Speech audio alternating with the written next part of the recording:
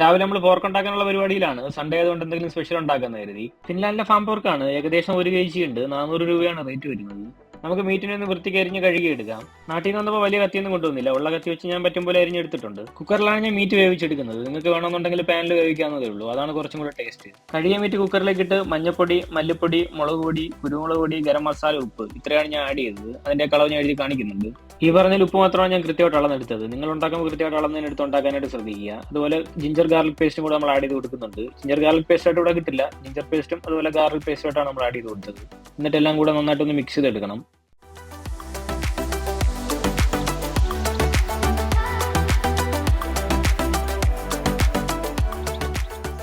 മസാലയൊക്കെ നന്നായിട്ട് പറ്റി പിടിച്ചിട്ടുണ്ട്. നമുക്ക് കുറച്ച് വെള്ളം കൂടെ ആഡ് ചെയ്ത് കുക്കറിൽ വെച്ച് 2 വിസിൽ കേൾപ്പിച്ചെടുക്കാം. 2 വിസിൽ കേട്ടാൽ മതി. ഫാം പോർക്കാണ്, പെട്ടെന്ന് വേവും. 2 വിസിൽ കേട്ടതിന് ശേഷം കുക്കർ വലിച്ച് തുറക്കരുത്. ഒരു 10-15 മിനിറ്റ് അങ്ങനെ തന്നെ റെസ്റ്റ് ചെയ്ത് വെക്കണം. നമുക്ക് ഇതിന്റെ ഗ്രേവി ഉണ്ടാക്കാനായിട്ട് കുറച്ച് സവാള അരിഞ്ഞെടുക്കണം. 3 സവാളയും അതുപോലെ 4 അല്ലി വെളുത്തുള്ളിയും കുറച്ച് ഇഞ്ചിയാണ് ഞാൻ എടുത്തത്. നമുക്ക് എല്ലാം ഒന്ന് അരിഞ്ഞെടുക്കാം.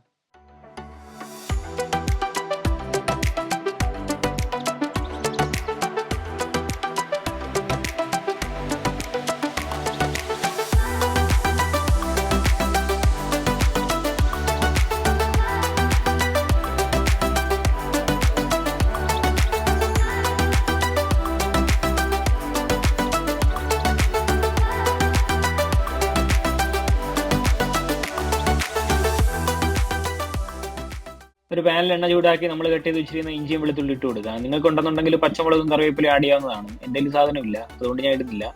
കുറച്ച് സവാളയും കൂടി ഇട്ട് നമുക്കിത് വരട്ടിയെടുക്കാം. കുറച്ച് ഉപ്പും കൂടി ആഡ് ചെയ്ത് കൊടുക്കുക. അപ്പോൾ പെട്ടെന്ന് വരണ്ട് കിട്ടും.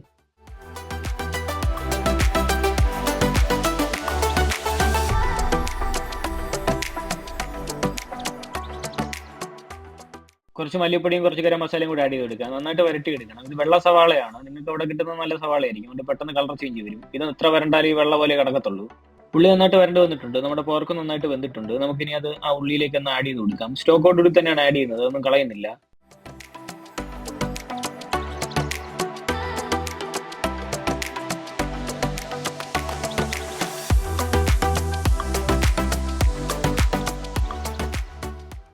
ഏകദേശം പറ്റി വന്നിട്ടുണ്ട്. നമുക്ക് കുറച്ച് ഫ്രഷ് കുരുമുളക് പൊടി ആഡ് ചെയ്ത് കൊടുക്കാം. എന്നിട്ട് ഒന്നും കൂടെ ഒന്ന് മിക്സ് ചെയ്തെടുക്കാം.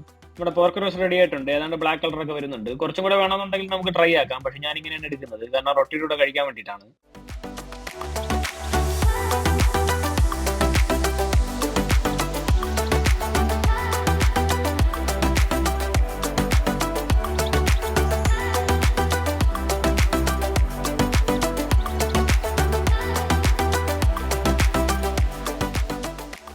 ടോർട്ടിലയും കുറച്ച് ബീട്രൂട്ടിന്റെ സാലഡും പോർക്കുമാണ് നമ്മളിന്ന് കഴിക്കുന്നത്. എന്ത് കോമ്പിനേഷൻ ഒന്നും അറിയാൻ പാടില്ല, എങ്കിലും നമുക്ക് ഇഷ്ടമുള്ളതിലൊക്കെ കഴിക്കാം എന്നാണല്ലോ.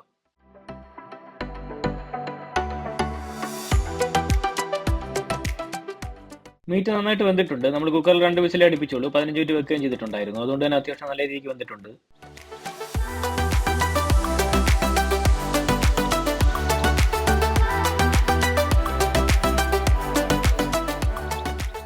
അങ്ങനെ ആകെ മൊത്തത്തിൽ ശുഭം.